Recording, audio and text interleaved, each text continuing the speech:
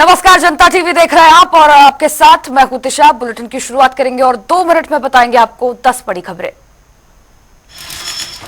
देहरादून में कूड़ा उठाने वाली कंपनियों को नोटिस, नगर निगम को हो रही दिक्कतें, मुख्य नगर स्वास्थ्य अधिकारी ने कंपनियों को दी चेतावनी। ऋषिकेश में होटल में संदिग्ध परिस्थितियों में लगी आग, ग्राउंड फ्लोर में मची अफरा तफरी, सूचना पर पहुंची फायर ब्रिगेड की टीम जांच में जुटी।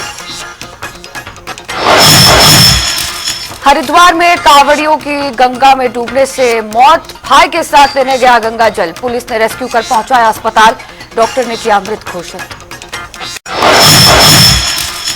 मसूरी में पुश्ता गिरने से मार्ग हुआ बंद, बारिश की वजह से जनजीवन हुआ अस्त व्यस्त, सूचना मिलते ही निर्माण विभाग, मसूरी पुलिस मौके पर पहुंचे। खटीमा में बीजेपी नेता रमेश जोशी ने प्रशासन से की मुलाकात, बाढ़ आपदा पीड़ितों को सहायता राशि देने की मांग, एसडीएम ने सहायता का दिया आश्वासन। रुड़की में हाथी ने ली किसान की जान, साथ ही किसान भागकर बचाई जान, घटना के बाद वन विभाग में मचा हड़कंप, नाराज ग्रामीणों ने वन विभाग पर जताई नाराजगी। हरिद्वार में कांवड़ में नियुक्त फोर्स दिखा रही अपनी काबिलियत, कांगड़ा घाट पे तेज बहाव के जद में आए 4 कांवड़ियों को सकुशल निकाला बाहर, कांवड़ियों, परिजनों और स्थानीय लोगों ने की प्रशंसा। विकासनगर में बरसात का तांडव जारी, मैदानी इलाकों में नदियां उफान पर, राहगीरों को दिक्कतों का करना पड़ रहा सामना। एक पेड़ मां के नाम अभियान बड़ी तेजी से चल रहा आगे, रुड़की में जिला पंचायत अध्यक्ष किरण चौधरी ने किया वृक्षारोपण, बड़ी संख्या में स्थानीय लोग भी रहे मौजूद। और विकासनगर में पूर्व सैनिक को नशे के खिलाफ थाने में शिकायत करना पड़ा भारी, थाना अध्यक्ष ने जड़ा पूर्व सैनिकों को थप्पड़, पूर्व सैनिक ने सेलाकुई थाने का किया घेराव।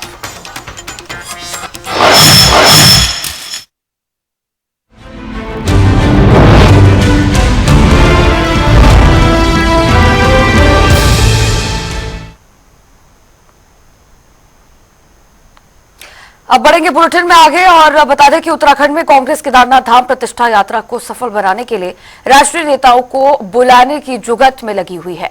वहीं कांग्रेस की यात्रा के समापन के मौके पर राष्ट्रीय नेता राहुल गांधी के शामिल होने की उम्मीद है। इसके लिए कांग्रेस कमेटी ने हाईकमान और राहुल गांधी को पदयात्रा में आने का निमंत्रण भेजा है। वहीं बीजेपी पहले से इस पदयात्रा को लेकर कांग्रेस पर हमलावर है। भारतीय जनता पार्टी ने कहा कि ये हास्यास्पद स्थिति है, कांग्रेस ने कई चीजों को नकारा है और देवी देवताओं का उपहास उड़ाया है। ये बड़ी हास्यास्पद स्थिति है कि जो कांग्रेस भगवान राम के अस्तित्व को स्वीकार नहीं करती है। वो कहती है कि राम काल्पनिक पात्र हैं, सुप्रीम कोर्ट में हल्फनामा लिख करके देते हैं। जो कहते हैं राम सेतु था ही नहीं, ये भी एक काल्पनिक है। वो देवी देवताओं को का उपहास किस तरह से उन्होंने उड़ाया है कांग्रेस पार्टी ने, ये देश की जनता भली भांति जानती है। क्योंकि केदारनाथ में विधानसभा का चुनाव है, उस चुनाव में राजनीति करने के लिए, उस चुनाव के लिए जनता को गुमराह करने के लिए वो यात्रा निकालने का काम कर रहे हैं, राहुल गांधी जी को बुलाने का काम कर रहे हैं। लेकिन मैं समझता हूं कि वो चाहे कुछ भी करें, यात्रा निकालें, चौपाल लगाएं, जो मर्जी वो करें, लेकिन उत्तराखंड की जनता समझदार है। यहाँ की जनता भली भांति जानती है कि कांग्रेस की कितनी आस्था है देवी देवताओं के प्रति, धामों के प्रति कितनी आस्था है। तो इसलिए यहाँ की जनता गुमराह नहीं होने वाली है। चाहे राहुल जी आए, चाहे सोनिया जी आए, चाहे खड़गे जी आए, किसी का आने से कोई यहाँ का फर्क नहीं पड़ने वाला। और कांग्रेस प्रदेश प्रवक्ता दीपक बलूटिया ने कहा कि दमुवादुंगा के लोगों को मालिकाना हक दिलाने का काम कांग्रेस ने साल 2016 में ही कर दिया था, केवल सर्वेक्षण का काम बचा था। जैसे ही भाजपा की सरकार बनी, उसने 2019 में जियो जारी कर सर्वेक्षण पर रोक लगा दी, दमुवादुंगा के लोगों से उनका हक छीना लिया।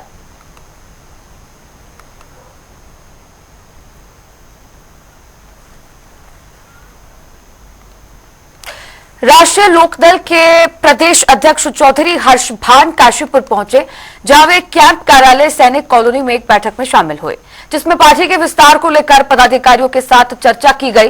साथ ही प्रदेश अध्यक्ष चौधरी हर्षभान सिंह के नेतृत्व में पूर्व पुलिस अधिकारी और पूर्व सैन्य अधिकारियों ने राष्ट्रीय लोकदल का दामन थामा। इस मौके पर आगामी नगर निकाय चुनाव को लेकर संगठन को मजबूत किए जाने पर भी बातचीत हुई।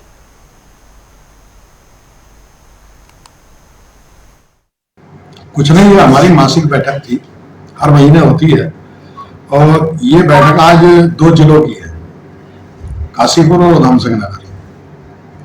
तो यहाँ के सब पदाधिकारी आए थे, जिलाध्यक्ष जी भी हमारे साथ हैं और सब हमारे प्रदेश कोषाध्यक्ष जी भी साथ हैं, प्रदेश सचिव संगठन के भी, हमारे महासचिव संगठन के भी हमारे हैं मनोज शर्मा जी, और हमारे यादव जी भी हैं जो कुमाऊं मंडल के महासचिव हैं। तो सभी पदाधिकारी यहाँ आए, मौजूद हुए और आज यहाँ पर जो आर्मी के कुछ पूर्व अधिकारी और पुलिस के पूर्व अधिकारी हमारी आरएलडी पार्टी में शामिल हुए हैं।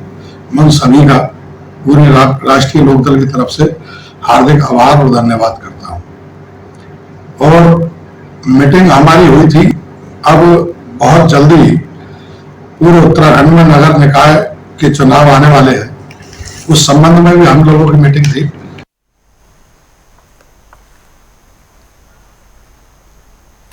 हरिद्वार में कांवड़ यात्रा में श्रद्धालुओं की संख्या में इजाफा होने के चलते शासन प्रशासन सतर्क है। वहीं इसके साथ ही खुद सीएम पुष्कर सिंह धामी यात्रा की मॉनिटरिंग कर रहे हैं। वहीं सीएम धामी कांवड़ियों पर पुष्प वर्षा करने वाले हैं। इस दौरान प्रदेश मीडिया प्रभारी मनवीर सिंह चौहान ने जानकारी देते हुए कहा कि देश भर से कांवड़िए हरिद्वार आ रहे हैं। आस्था के इस महापर्व को प्रदेश सरकार और भव्य बनाने में लगी हुई है।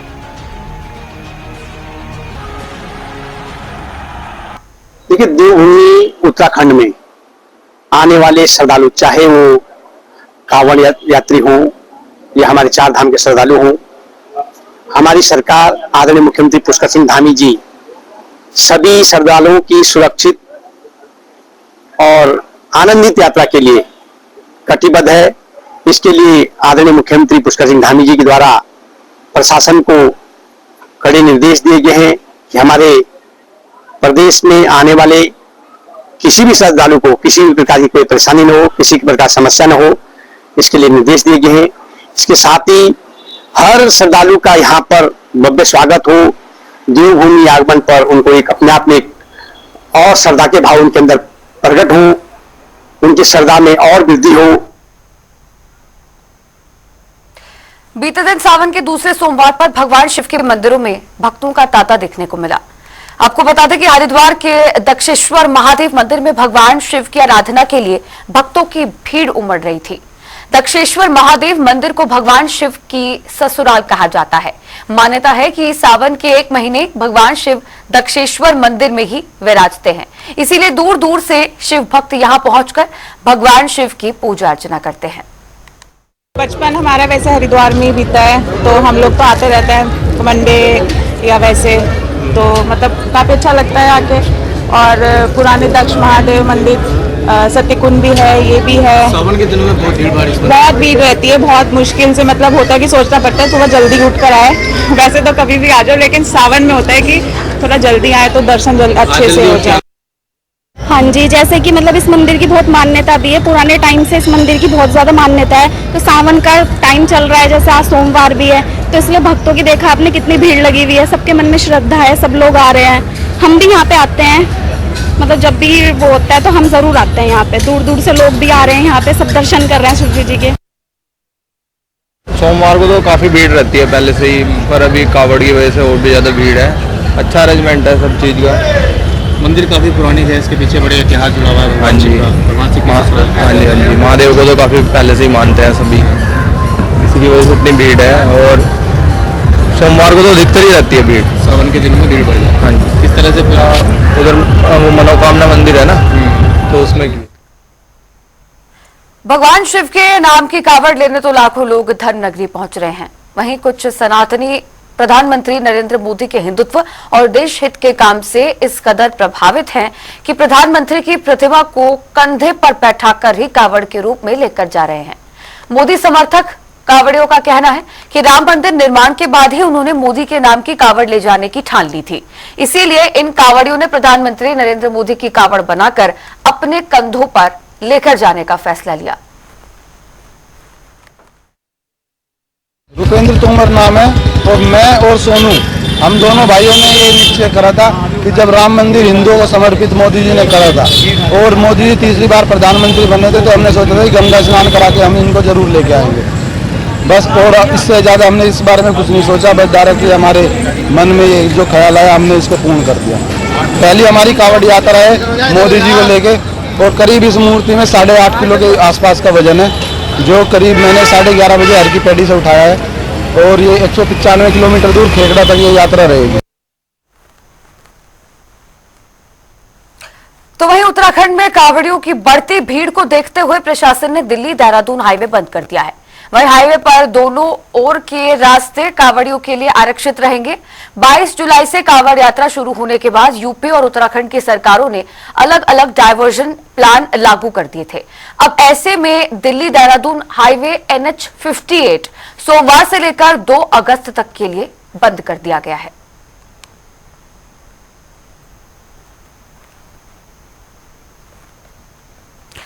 एक तरफ जहां रुड़की से लेकर हरिद्वार तक लोग कांवड़ियों की सेवा में लगे हुए हैं और प्रसाद का वितरण कर रहे हैं, तो वहीं सामाजिक संगठन भी शिव भक्तों की सेवा के लिए आगे आए हैं, जिसके चलते कांवड़ियों को शिकंजी, बिस्किट, नमकीन का वितरण किया गया।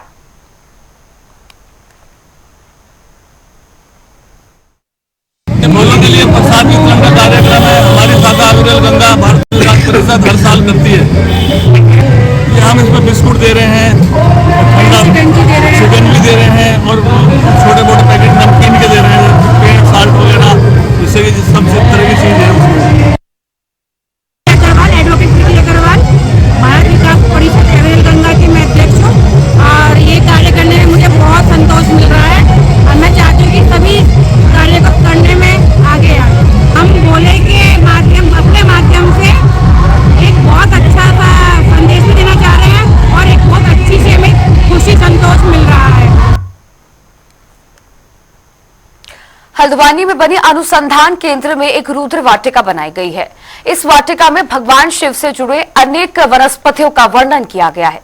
वाटिका में पारिजात यानी हरसिंगार, धतूरा, बेलपत्र और रुद्राक्ष के पौधे भी लगाए गए हैं, जो भगवान शिव को खासे प्रिय हैं।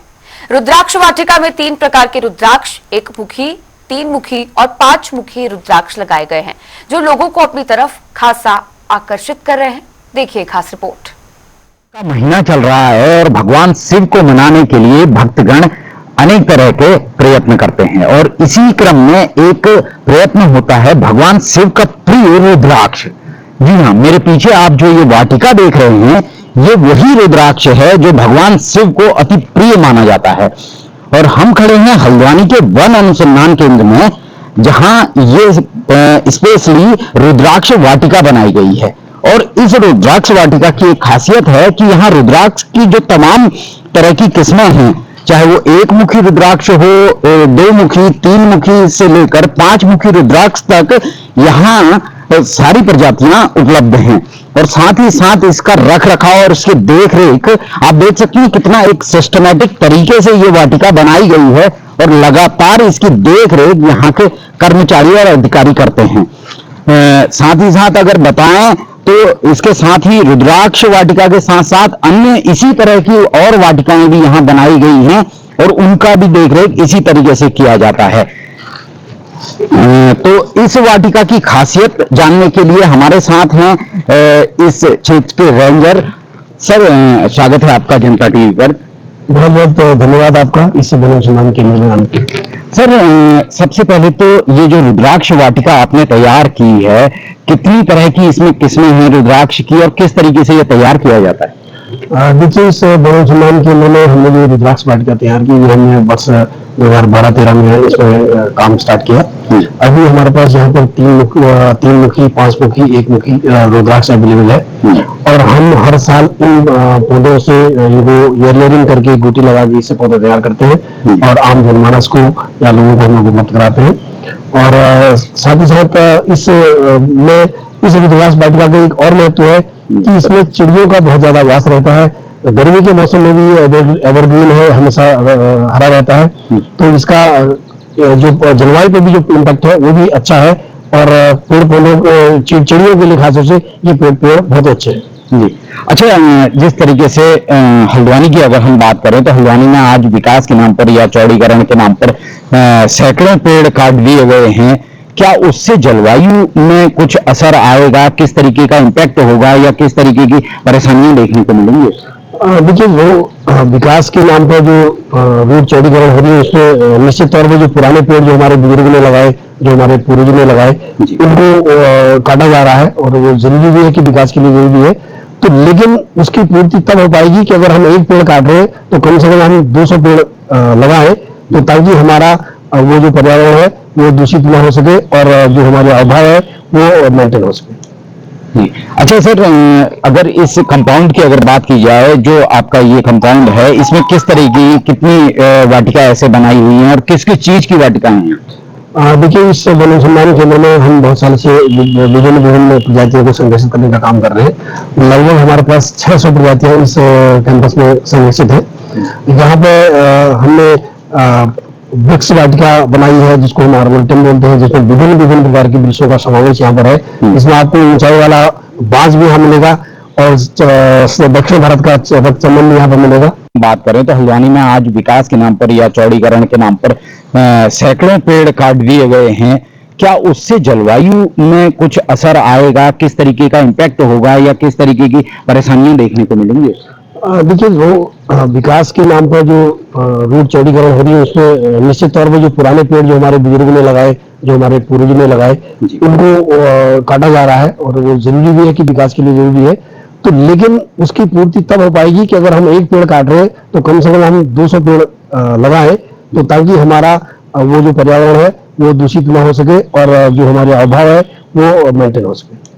जी। अच्छा सर, अगर इस कंपाउंड की अगर बात की जाए, जो आपका ये कंपाउंड है, इसमें किस तरह की कितनी वाटिका ऐसे बनाई हुई हैं और किस किस चीज की वाटिकाएं हैं? देखिए, इस वन अनुसंधान केंद्र में हम बहुत साल से विभिन्न विभिन्न प्रजातियों को संरक्षित करने का काम कर रहे हैं। लगभग हमारे पास 600 प्रजातियां इस कैंपस में संरक्षित है। यहाँ पे हमने वृक्ष वाटिका बनाई है, जिसको हम आर्बोरेटम बोलते हैं, जिसमें विभिन्न विभिन्न प्रकार के वृक्षों का समावेश यहाँ पर है। इसमें आपको ऊंचाई वाला बांस भी यहाँ मिलेगा और दक्षिण भारत का रक्तचंदन भी यहाँ पर मिलेगा। वो एक शोधार्थियों के लिए बहुत बड़ी चीज हमने यहाँ पर तैयार की है। उसके अलावा हमने नवग्रह वाटिका बनाई है, राशि वृक्ष वाटिका बनाई है, सौधर्म वाटिका बनाई है। शहीदों को भी हमने यहाँ पर स्थान दिया है, गलवान घाटी के जो शहीद थे या पुलवामा घाटी के शहीद थे। उसके अलावा यहाँ पे कैक्टस गार्डन हमने बनाया है, सघन फूलों का गार्डन बनाया है। तो तमाम सारे चीजों को हमने यहाँ पर समावेश किया है ताकि लोग यहाँ पर आए और इन फूलों का लाभ उठाएं और जानकारी हासिल करें। जी, बहुत बहुत धन्यवाद।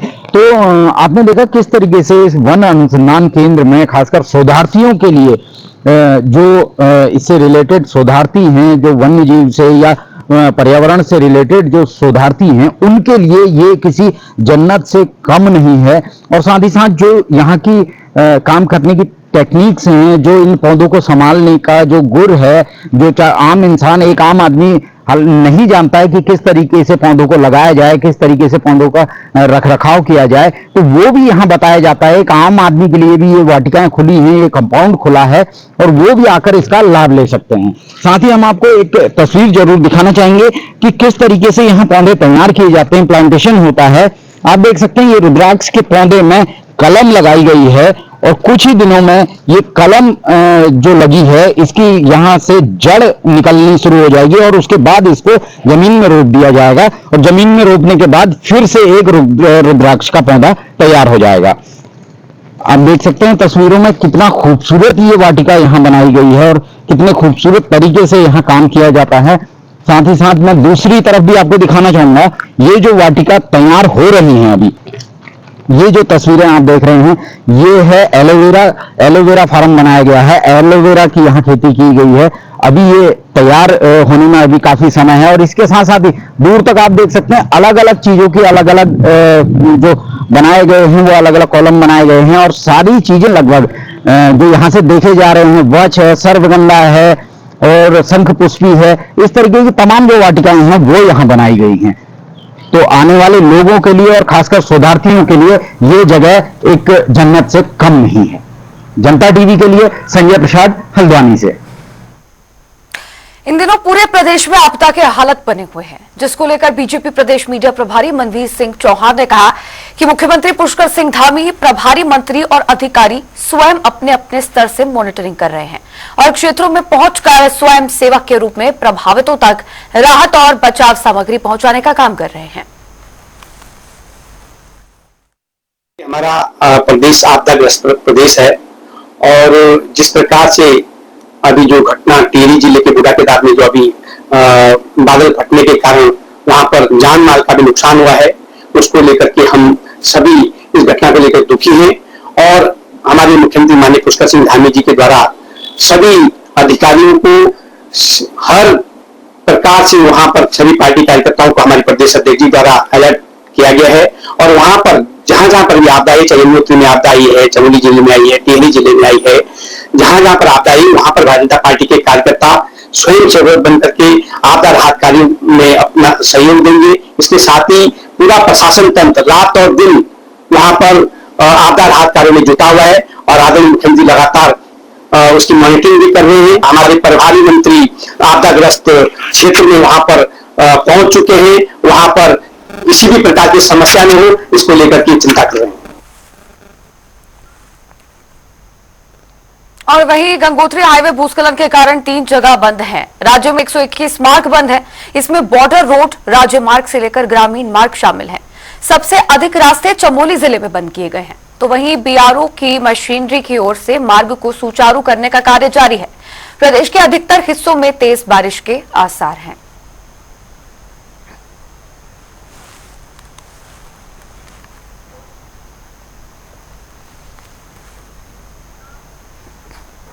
पिछले 3 दिनों से भारी बारिश और अतिवृष्टि के कारण जनपद उत्तरकाशी के गंगोत्री धाम में गंगा का जलस्तर बढ़ने से परिसंपत्तियों को काफी नुकसान पहुंचा है, जिसको देखते हुए गंगोत्री विधायक सुरेश चौहान और पूर्व विधायक विजय पाल सजवाण ने तीर्थ पुरोहितों से बातचीत की है और गंगोत्री धाम की सुरक्षा के लिए हर संभव सहयोग का भरोसा जताया है। लगातार 2-3 दिनों से गंगा का जलस्तर बहुत ज़्यादा बढ़ा हुआ है और जो लगातार आपदा कंट्रोल रूम में वहाँ से पूरी मॉनिटरिंग और जो हमारे वहाँ पे पंडा समाज, वहाँ पे हमारे गंगोत्री समिति के सचिव और उनके तमाम पदाधिकारियों से लगातार वार्ता हो रही है और जो लोग गंगोत्री में अपना व्यापार करते हैं उनसे भी वार्ता हुई। तो जो उनका कहना है कि देवघाट और बासु के पास जो 2 नाले हैं उसके ऊपर कोई ग्लेशियर फटा और दोनों नाले के रूप में, और वो शायद मुझे लग रहा है कि जो गंगोत्री पुरोहितों का कहना है और अन्य लोगों का कहना है कि वहाँ पर वो पूरा जाम हो गया और जाम के बाद एक साथ खुला और उससे पूरा घाट जो है मंदिर के ठीक आगे 50 मीटर आगे पर बहुत बड़े घाट लेकर आया जिसने पानी चारों तरफ डाइवर्ट कर दिया। तो इस बुलेटिन में फिलहाल इतना ही। आप देखते रहिए जनता टीवी। नमस्कार।